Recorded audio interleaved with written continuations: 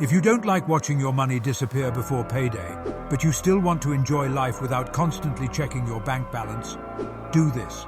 Because right now, you're paying a price you didn't agree to. Groceries, rent, fuel, insurance. It's not just going up, it's creeping up. Quietly, consistently. And while you're adjusting your life to fit a tighter budget, the wealthy, they're not cutting back. They're collecting cash flow. While you were told to save, they were taught to scale. They understood the system. They studied the storm. And they built their escape, long before you even saw the clouds.